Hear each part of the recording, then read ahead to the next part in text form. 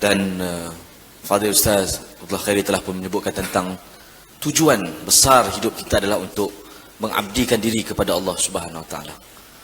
Wa ma khalaqtul jinna wal ins illa liya'budun. Itulah satu-satunya tujuan penciptaan kita. Kita dihantar ke atas muka bumi ini, dan sebelum kita dikembalikan semula kepada Allah adalah untuk kita mengabdikan diri kepada Allah. Dan menjadi tugas dan tanggungjawab besar kita untuk kita menjadikan keseluruhan hidup kita ini adalah dalam rangka ibadah kita kepada Allah. Sebutkan politik itu juga mesti dijadikan sebagai landasan ibadah kita kepada Allah. Dalam segala urusan kerja kita, jadikan dia sebagai rangka ibadah kita kepada Allah. Ibu-ibu yang mendidik dan mengajar anak-anak, jadikan dia sebagai rangka ibadah kepada Allah. Seorang pemimpin yang menguruskan orang bawahannya, syarikatnya, hatta pemerintah yang menguruskan rakyatnya, jadikan dia sebagai rangka ibadah kepada Allah. Dan kita juga jadikan seluruh apa juga yang kita lakukan dalam kehidupan kita, tuan-tuan berniaga, tuan-tuan mengajak, tuan-tuan berkebun, jadikan kesemuanya dalam rangka untuk kita mengabdikan diri kita kepada Allah Subhanahu wa taala. Dan akhir hujung hidup kita, apa yang kita harapkan adalah kita memperoleh apa yang disebutkan oleh Fadil Ustaz Dasuki di round yang pertama tadi, itulah kita mengharapkan husnul khatimah. Di hujung hidup kita tak lain yang kita harap adalah husnul khatimah. Bahkan kita minta supaya, kita diajar supaya berdoa, minta supaya Allah Ta'ala matikan kita husnul khatimah.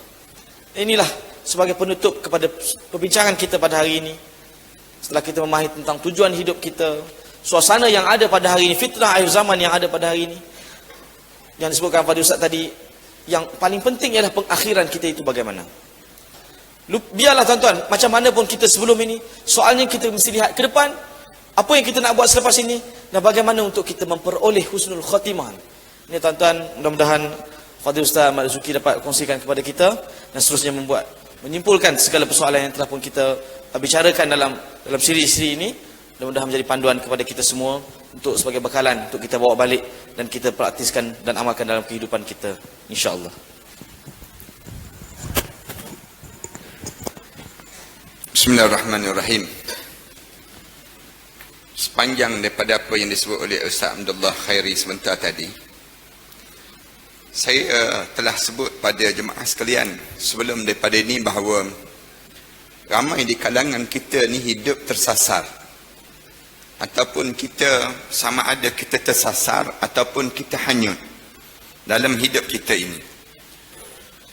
Kita minta supaya kita ni jangan tersasar. Kenapa Allah hantar kita dan Allah jadikan kita di atas dunia ini? Tujuan apa Allah ciptakan kita ini? Adakah sekadar untuk kita nak makan saja? Ataupun untuk berumah tangga dan kemudian kita mati dan ditimbus begitu saja? Jawapannya bukan begitu. Ada tujuan. Dalam hidup kita ini, ramai di kalangan kita silap dalam tujuan mencari dan mendapatkan dalam hidup. Saya pernah cerita pada jemaah, hidup di atas sejak zaman Nabi, sebelum datang Nabi Muhammad sallallahu alaihi wasallam lagi, umat manusia ni sibuk dengan mencari harta biar banyak. Yang ni yang biasa dicari dalam hidup. Kalaupun kita boleh tanya di kalangan kita, sebenarnya kamu turun pagi balik gelap, turun pagi balik gelap, kamu cari apa? Kebanyakan di kalangan kita jawab, cari harta, Ustaz. Kita tanya balik, Allah jadikan kita atas dunia ni nak suruh kita cari harta ke?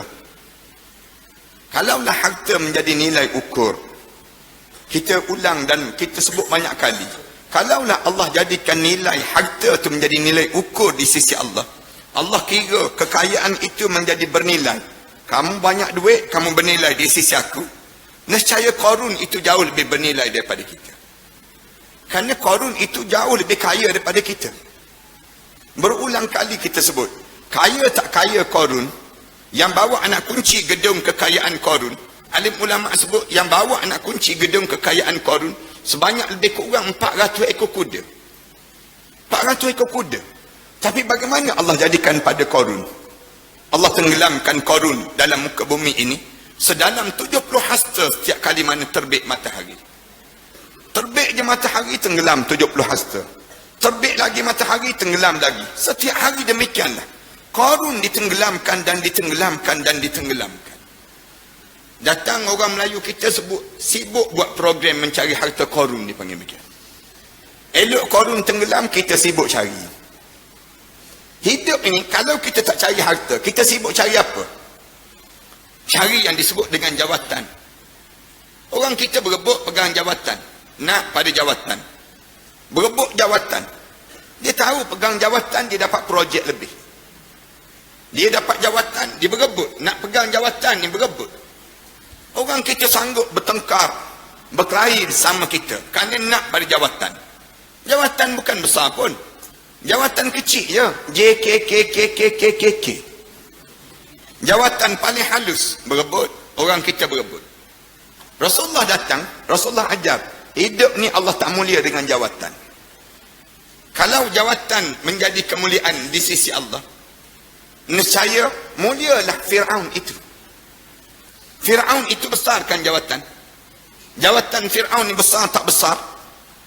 Sampai peringkat dia sebut, Ana Rabbukumul A'la. Aku Tuhan yang paling agung, katanya Fir'aun. Allah rakamkan kenyataan Fir'aun itu dalam Quran. Waktu mana dia sebut, aku ni Tuhan yang paling agung, terkejut Iblis. Iblis terkejut. Katanya Iblis. Ada juga makhluk manusia yang mengaku dia Tuhan. Aku sendiri pun tak mengaku dia Tuhan. Iblis pun sedar diri senang kita ni. Yang manusia ni, kalau dia terlampau, dia rasa mulia terus dalam hidup dia. Kenapa Fir'aun mengaku dia Tuhan? Kerana Fir'aun tak pernah rasa sakit. Fir'aun kencing manis tak pernah kena. Darah tinggi tak pernah naik. Fir'aun gaut tak ada gaut. Fir'aun disebut dalam kitab tak pernah bersin. Bersin pun tak pernah. Dalam satu kitab Fir'aun disebut, dalam satu kitab, Fir'aun tak pernah menguap. Menguap pun tak pernah. Allahu Akbar. Kita ni cuba tunggu kejap-kejap lagi. Tunggu sikit-sikit lagi. Menguap terus tak kena gaya ni. Hidup Fir'aun tak pernah. Dalam keadaan tak pernah, Allah tenggelamkan Fir'aun dan disimbolkan kezaliman dan ditunjukkan zalim waktu hidup dan zalim waktu mana mampus. Hidup pun zalim, mampus pun zalim. Sampai hari ni kezaliman itu dirasai. Fir'aun ni zalim. Hidup dia cekik darah orang. Mampus pun cekik darah lagi. Sampai hari ni kan, kalau kita nak tengok mumia Fir'aun kena bayar 70 pound seorang dia. Dia terbaring dah nak kena bayar lagi ni sebut. Bagaimana zalim tak zalimnya Fir'aun. Hidup ini kita cari apa? Ustaz Abdullah gambarkan sebentar tadi pada kita. Cari yang disebut dengan cari rupa. Orang kita kan kalut dengan rupa, obses dengan rupa. Yang perempuan sibuk dengan kupu putih dia ni. Yang laki sibuk berbadan sadu. Dan lelaki sibuk pergi gimnasium. Maghrib main gimnasium. Tengah malam main futsal. Ni nak suruh badan sadu. Badan sadu ni makna tahu? Makna apa dia? Badan sadu. Sasa bodoh dia panggil demikian. Nak sebutnya, nak gambarkan sadu dipanggil. Dalam keadaan sadu ni nak buat apa badan? Badan ni nak suruh cantik-cantik ni nak buat apa? Orang kita kan rela makan, tak makan nasi, rela makan telur 21 biji sehari, makan sayur je, nak suruh berketul badan. Badan bila berketul nak buat apa? Nak pakai seluar dalam, nak naik pentas. Itu je kerja dia ni. Tak ada kerja lain dia panggil. Lepas tu tayang berketul body dia. Ada Israel nak takut dengan dia? Tak ada takut langsung. Tak ada benda pun. Kalaulah rupa ni menjadi nilai ukur, nescaya hinalah Bilal bin Rabah. Bilal bin Rabah tu kan hitam kulitnya, parau suaranya. Kemudian Bilal bin Rabah, tapi dalam keadaan mata dia pula dalam keadaan sedemikian rupa, bibir yang tebal, kerinting rambutnya. Bilal bin Rabah, parau suara dia. Tapi bila dia azan, bergegar kedengaran di arasy Allah Subhanahu wa taala. Bilal bin Rabah, Rasulullah jalan dalam Isra' Mi'raj, ni dalam bulan Rejab begini, kedengaran telapak kaki yang jalan di belakang Rasulullah. Ditanya pada malaikat Jibril, ya Jibril, siapa yang jalan di belakang aku? Masuk dalam syurga, kedengaran. Masuk syurga mana pun kedengaran telapak kakinya. Bilal bin Rabah itu ya Rasulullah.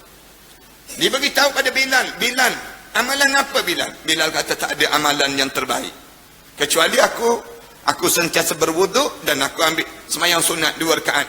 Setelah mana selesai aku wuduk. Hakaza ya Bilal. Lalu jawab oleh Rasulullah, ya sebab itu wahai Bilal. Artinya, dalam hidup kita ni, Allah tak pernah muliakan orang dengan keadaan-keadaan yang kita kalut tadi. Kita jangan tersasar keadaan ini. Kita kena cari benda apa yang patut kita kena dapat. Sebelum kita husnul khatimah. Nak dapat husnul khatimah ni, kena tahu benda apa yang patut kita kena dapat di atas dunia ini. Yang pertama saya nak sebut pada tuan-tuan malam ni. Yang pertama kena dapat hidayah daripada Allah. Hidayah ni penting. Dalam hidup kita ni, Allah suruh tiap kali mana solat sebut, ihdinas siratal mustaqim. Ya Allah, bimbingkanlah kami ke jalan yang lurus, ya Allah. Yang ni kena dapat tuan-tuan. Kalau tuan-tuan nak husnul khatimah, kena dapat hidayah. Kalau tak dapat hidayah, memang sukar untuk dapat yang disebut dengan husnul khatimah. Hidayah maksudnya apa dia? Bimbingan. Allah pegang tangan kita, Allah tarik jasad kita, Allah tunjuk, ni jalan yang kamu kena buat. Macam kita datang malam ni. Orang yang datang malam ni bukan orang sekitar sini. Tak. Saya dipahamkan mesti jauh-jauh. Kenapa boleh datang? Kerana hidayah Allah. Orang kawasan ni pun tak boleh datang. Orang yang dekat dengan kawasan ni, mana tak boleh datang. Orang tanya dia, orang kedai-kedai kopi sekitar ni, tu ramai tu dekat Matin tu ada apa tu? Ada ceramah, ada forum. Forum telajak best. Apa dia telajak, macam-macam gaya telajak laris lah dalam kita. Nak sebutnya forum. Ramainya orang, ramai. Datang daripada mana tu? Entah datang daripada sana-sana, semua datang. Orang tanya balik dia, yang engkau tak datang? Tak datang. Kenapa tak datang? Aku tak dapat hidayah, dia jawab. Aku tak dapat hidayah, memang tak dapat hidayah.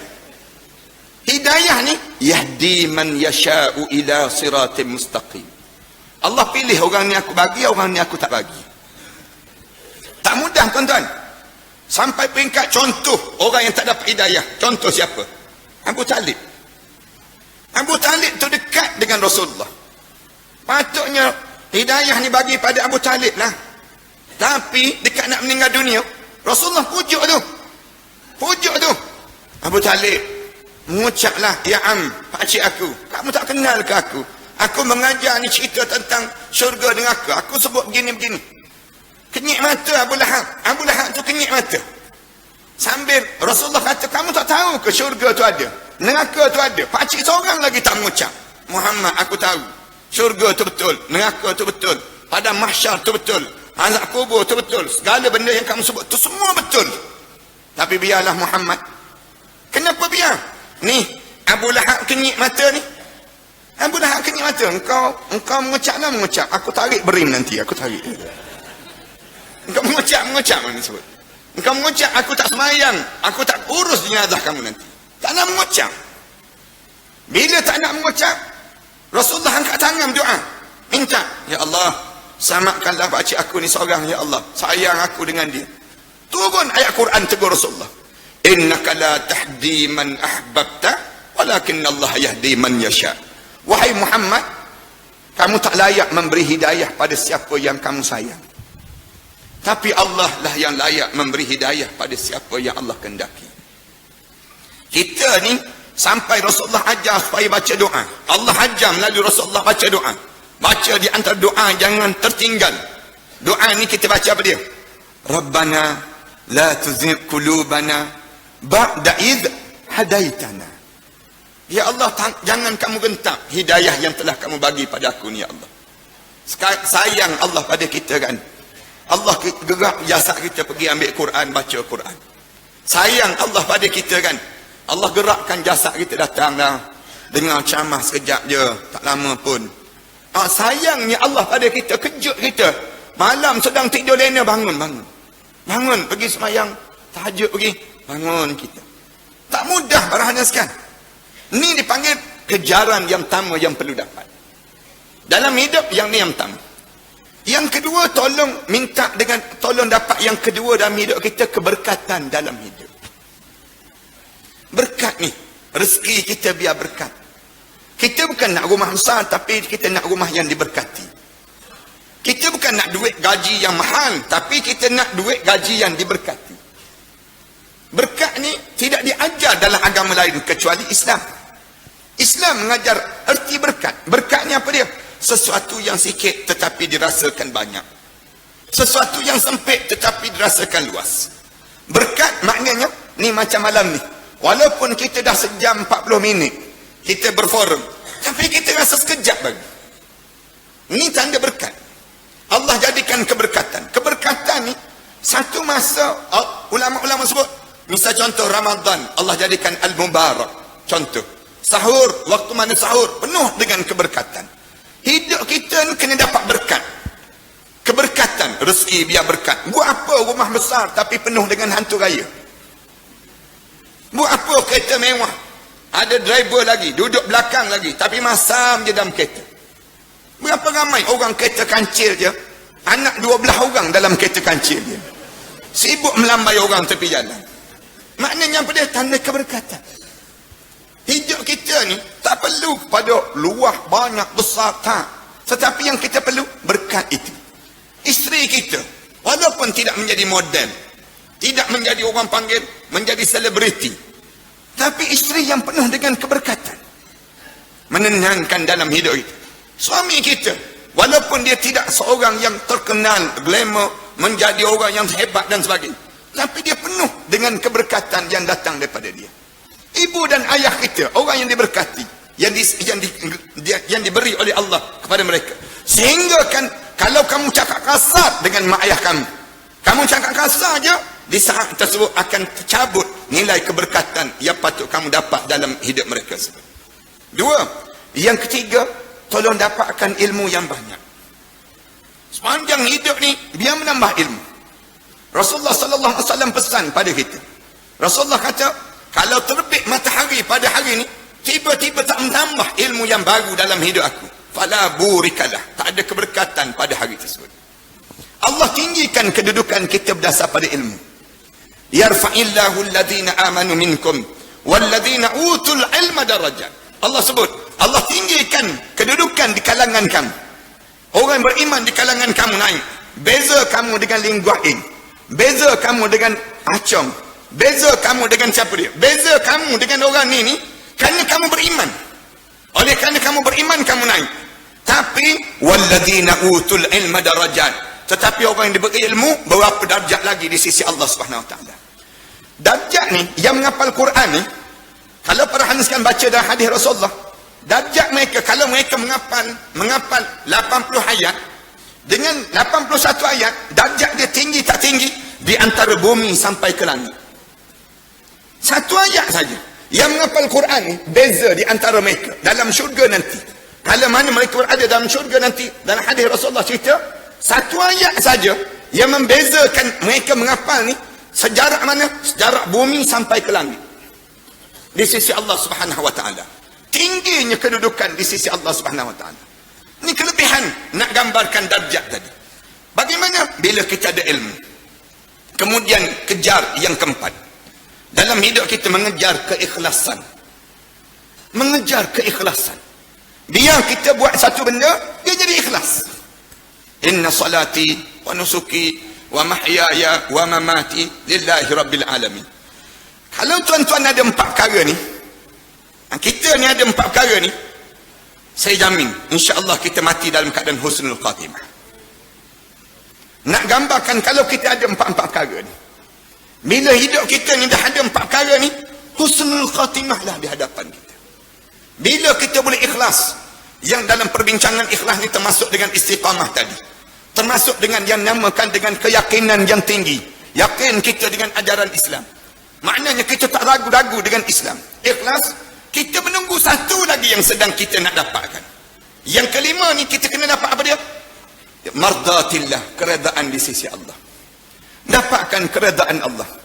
Bila kita dapat redha Allah, ya ayyatuhan nafsul mutmainnah, irji'i ila rabbiki radiyatan mardiyah. Yang sampai yang ni, bila sampai yang ni Allah istihar, malaikat datang. Malaikat datang dekat dengan diri kita, syaitan tak datang dah. Malaikat akan datang, tatanazzalu alaihimul malaikah. Turun malaikat ni.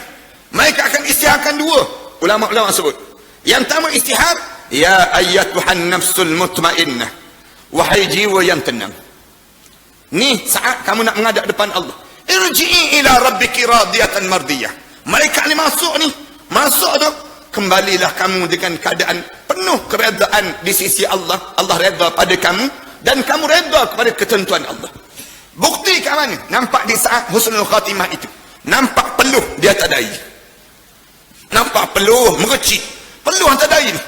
Orang mukmin dia mengalir air mata dia. Mengalir air mata dia. Setengah orang dia mengalir air mata dekat mata dia. Rasulullah kata setengah yang lain dia kembang kempih hidung dia. Kembang kempih hidung. Tak percaya. Bila dia turun saja malaikat kata apa dia? Kali yang kedua malaikat istihab, alla taqafu wala tahzanu. Kamu jangan takut, jangan kamu bimbang. Wa abshiru bil jannah. Kabar gembira pada kamu. Al jannatil lati kuntum tu'adun. Syurga yang telah dijanjikan oleh Allah pada kamu. Bila tunjuk saja tempat ni dalam syurga Allah, kembang kempih hidung ni, kembang kempih hidung, nampak tempat dalam syurga Allah. Allahu Akbar. Tak percaya. Allah tak sangka langsung aku tinggal dekat pelih je boleh masuk syurga. Tak sangka langsung. Macam kita kan, kita dia tak sangka bila polis datang dengan polis siap dengan siren dia tersebut datang ke rumah kita, ketuk pintu, keluar watikah. Kita buka-buka baju dengan baju balik semayang subuh saja, dengan baju balik semayang subuh tu buka-buka pintu, tanya polis, kenapa ni? Polis kata ni, kami dah bawa datang watikah. Watikah apa? Tuan dilantik yang di Pertuan Agong, misalnya contohnya. Sekejap ni Allah. Jadi agung kita sebut. Tak sangka. Bayangkan yang diri depan kita tu mereka yang sebut kita ahli syurga. Kenapa kita ahli syurga? Kerana kita tadi kita mengejar sesuatu yang impian untuk ke syurga Allah. Mengejar yang dinamakan dengan impikan yang disebut dalam hadis Rasulullah. Rasulullah bila dekat nak tidur, Rasulullah sebut impian. Rasulullah kata impikan. Rasulullah sebut pada sahabat-sahabat, kamu impikan. Sahabat-sahabat kata, impi apa Rasulullah? Impikan syurga Firdaus, kata Rasulullah. Impikan syurga Firdaus untuk diri kamu. Kenapa? Kerana kamu sedang berusaha menjadikan diri kamu husnul khatimah dalam hidup kamu. Para haniskan, saya nak rangkumkan semua tadi dengan satu je. Kalau para haniskan jangan tertinggal. Apa dia? Doalah pada Allah. Doalah pada Allah agar kita diredai di sisi Allah. Doalah pada Allah agar Allah menyayangi kita. Allah memberi rahmat. Bila macam mana kita nak tahu Allah menyayangi kita? Rahmat Allah turun berterusan dalam hidup kita. Rahmat Allah ni turun. Rahmat tu maknanya apa dia? Kasih sayang. Dengan cara macam mana? Menagih dengan Allah. Meminta dengan Allah. Doa pada Allah. Kita sebut pada Allah, ya Allah, aku ni orang kampung biasa je, ya Allah. Aku ni baca Quran pun tergagap-gagap, ya Allah. Aku ni, kita sebut aku ni, ya Allah, payah aku ni, ya Allah, banyaknya. Tapi aku ni, ya Allah, tak nak dihumban ke dalam neraka, ya Allah. Nangis teresa-esa. Bangun tahajud malam tu, bila nak bangun tahajud malam, penat kita. Bangun saja, kita tergolek-golek nak masuk bilik air. Tergolek ni, guling-guling nak masuk bilik air. Bila sampai depan pintu, pegang pintu tu, angkat tangan, ya Allah, ampunkanlah dosa aku, ya Allah. Mengalir mata teresa-esa. Nangis kita. Dalam keadaan gitu, buat jangan-jangan sekali, jangan tiap-tiap pagi, jangan. Maknanya kita jangan-jangan sekali, kita penat macam mana pun, aku cuba juga, ya Allah. Cuba juga. Rahmat Allah akan turun. Kita angkat tangan, ya Allah, anak aku tak ada kekuatan, ya Allah, kecuali doa ini saja, ya Allah. Doa ini saja, ya Allah, aku pohon pada kamu. Allah akan bagi, tuan-tuan. Allah akan kurniakan dengan doa yang berterusan. Dan jangan malas. Sekarang kita dah masuk musim bulan Rejab, bulan Syaban dan bulan Ramadan ini. Tuan-tuan jangan berhenti doa pada Allah supaya dapat semua yang saya sebut tadi.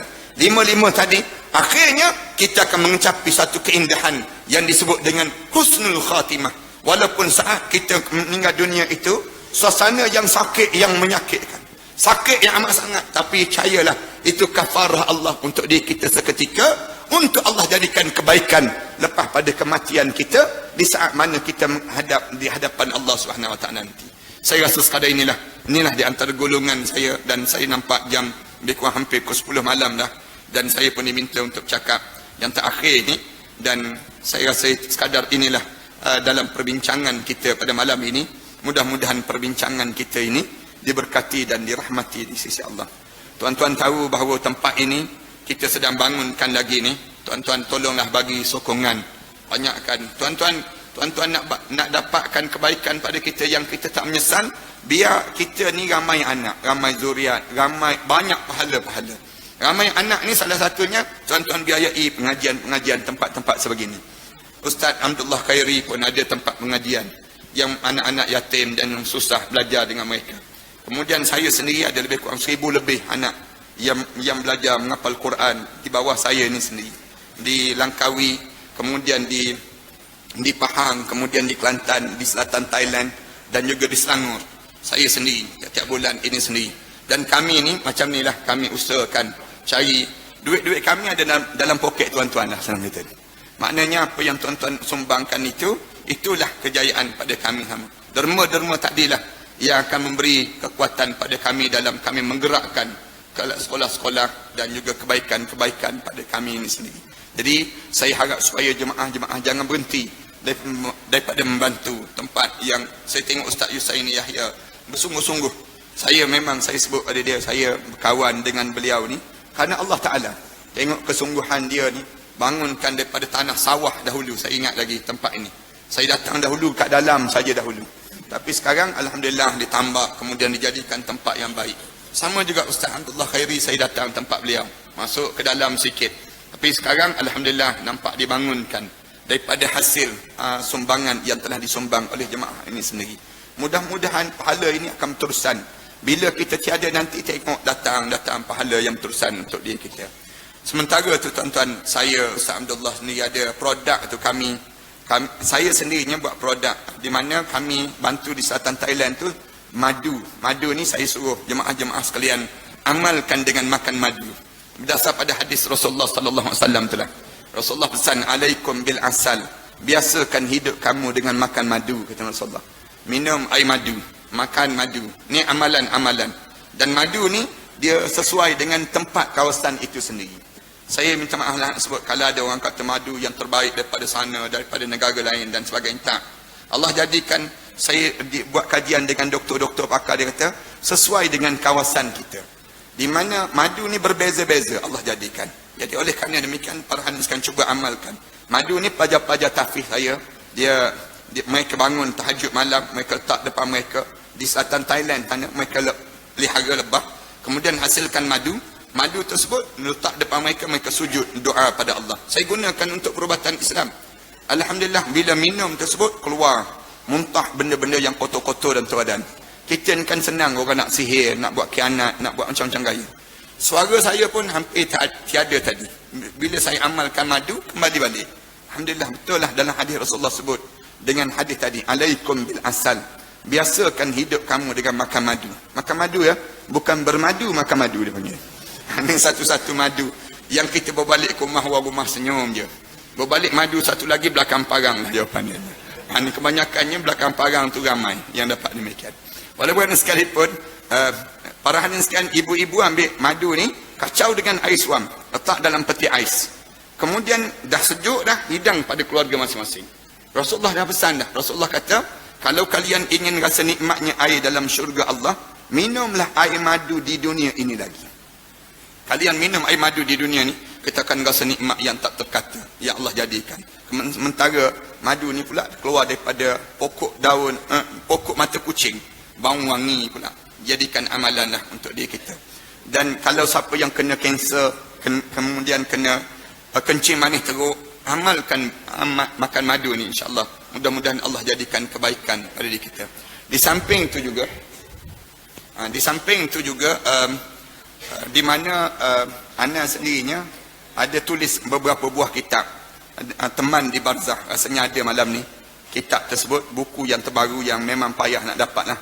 Dan di kedai-kedai biasa ni katanya dipahamkan susah nak dapat. Malam ni ada buku yang pernah saya tulis ini, memang setakat ni ramai orang yang cuba dapatkan. Nota Ajal Mukmin, kemudian berlari menuju ke syurga. Yang ketiganya jemaah sekalian, di mana saya bercadang dengan Ustaz Yusaini Yahya dan Ustaz Abdullah Khairi ni, cadang nak pergi beberapa tempat untuk menziarahi alim ulama lepas raya nanti insya-Allah. Makam Imam Bukhari di Uzbekistan insya-Allah, dan Ustaz Isa ini akan maklumkan pada tuan-tuan lah berapa kos pembelanjaan nanti insya-Allah. Yang ketiganya, saya juga dengan ustaz dan ustaz-ustaz yang lain ni akan pergi bersama melaksanakan ibadah umrah pada bulan 12 nanti. 12 nanti. Jadi jemaah-jemaah yang mencadang nak pergi buat ibadah umrah bersama dengan kami ni, mereka akan tahulah beza sikit ibadah umrah dengan ustaz-ustaz yang pergi ni. Di mana banyak tazkirah dalam perbincangan tersebut berlaku di kalangan kitanya. Jadi kalau jemaah yang nak pergi bulan 12 tu, tak nama, bagi tak nama awal-awal insya-Allah. Mudah-mudahan demikian, wallahu a'lam. Alhamdulillah tuan-tuan. Alhamdulillah, syukur kita tamat dah forum kita pada malam ini. Saya fikir banyak perkara-perkara yang telah pun dibincangkan, kita dapat, dan mudah-mudahan tuan-tuan apa yang kita dapat pada malam ini kita dapat jadikan bekalan, kita bawa balik, kita kongsikan dengan anak dan isteri, cucu kita, teman-teman kita, kongsikan Ustaz sebut tadi di Facebook kita, Instagram kita, WhatsApp kita. Mudah-mudahan segala apa yang kita dapat akan menjadi bekalan, dan seterusnya kita buat perubahan dalam hidup kita, dan hingga akhirnya kita bertemu dengan husnul khatimah, dan kita kembali kepada Allah dalam keadaan kita diridai oleh Allah Subhanahu wa taala. Jangan lupa 5 perkara yang Ustaz sebut tadi. Carilah hidayah Allah Subhanahu wa taala. Carilah keberkatan hidup kita. Carilah ilmu yang bermanfaat untuk kita, dan binalah keikhlasan dalam hidup kita, dan jadikan tujuan mardatillah, redha Allah itulah sebagai cita-cita dan impian dalam setiap urusan kehidupan kita. Mudah-mudahan Allah Ta'ala berkati pertemuan kita. Sekali lagi terima kasih kepada Fadil Ustaz Al-Khairi yang dan juga Ustaz Abduzuki yang sudi bersama dengan kita, dan tuan-tuan yang sama-sama hadir mengimarahkan majlis kita. Mudah-mudahan Allah Ta'ala berkati kita. Dengan itu saya mohon ampun dan maaf atas kekurangan, khilafan sepanjang pengendalian forum pada malam ini. Saya akhiri dengan wabillahi taufiq wal hidayah. Wassalamualaikum warahmatullahi wabarakatuh.